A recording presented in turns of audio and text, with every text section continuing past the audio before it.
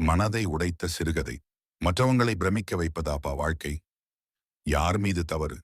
காட்சி ஒன்று. அமெரிக்காவில் வசிக்கும் தீபக் விடுமுறையில் பெற்றோரை பார்க்க குடும்பத்துடன் இந்தியா வந்தான். விமான நிலையத்திலிருந்து அப்பாவை கைபேசியில் தொடர்பு கொண்டபோது அது ஒலித்தபடி இருந்ததே தவிர அவர் எடுக்கவில்லை. சரி, இன்னும் 1 மணி நேரத்தில் வீட்டுக்கு தானே போகப் போகிறோம் என எண்ணியவன் கால் டாக்ஸியில் கிளம்பினான். 15 நிமிடங்களில் கிழக்கு தாம்பரத்தில் இருந்த நவீன அபார்ட்மெண்ட்டை அடைந்தது கால் டாக்ஸி. அபார்ட்மெண்ட்டை அடைந்து 2-3 முறை காலிங் பெல்லை அடித்தும் கதவு திறக்கவில்லை. ஒருவேளை வீடு பூட்டி இருக்கிறதோ என நினைத்து மறுபடியும் தன் அப்பாவை மொபைல் போனில் கூப்பிட்டான். ரிங் போனதே தவிர போனை எடுக்கவில்லை. வேறு வழியில்லாமல் எதிர்வீட்டு காலிங் பெல்லை அடிக்க 2 நிமிடம் கழித்து வெளியே வந்தார் அவ்வீட்டுக்காரர். மாமா, அப்பன் அம்மா வெளியே போயிருக்காங்களா? போன் பண்ணா எடுக்க மாட்டேங்கிறாங்க என்றான். உனக்கு விஷயமே தெரியாதா? உங்க அப்பா உன்கிட்ட சொல்லலையா? இல்லையே மாமா. என்ன விஷயம்? உனக்கு தெரியாதது ஆச்சரியமாக இருக்கு. உங்க அப்பாவும் அம்மாவும் முதியோர் இல்லத்துல இருக்கிறாங்க. யாராவது வந்தா கொடுக்க சொல்லி அட்ரஸ் கொடுத்திருக்காரு உங்க அப்பா. இரு எடுத்துட்டு வர்றேன் என்று சொல்லியபடியே உள்ளே சென்று எடுத்து வந்து கொடுத்தார். இவங்களுக்கு என்ன ஆச்சு? எல்லா வசதிகளும் நிறைஞ்ச அபார்ட்மெண்ட் இருக்கையில ஏன் முதியோர் இல்லத்துல போய் தங்கணும் என்று குழம்பி போனான்.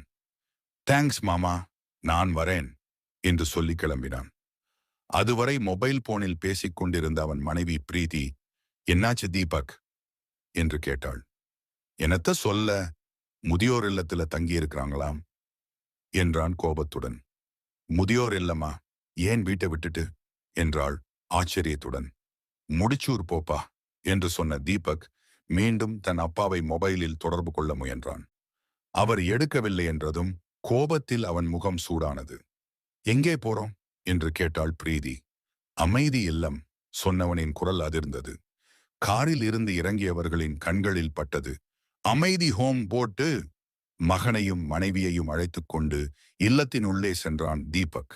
வரவேற்பறையில் அமர்ந்திருந்தவர், யார் நீங்க, என்ன வேணும் என்று கேட்டார். ராமச்சந்திரன், மாலதி அம்மாளை பார்க்கணும், வியர்வையை துடைத்தபடியே சொன்னான். பிரீதியும் மகனும் மொபைலை நோண்டியபடி இருந்தனர். நீங்க? அவங்களோட பையன் என்றான் தயக்கத்துடன். அவனை உட்கார சொன்னவர், சின்ன நிகழ்ச்சி நடக்குது சார்.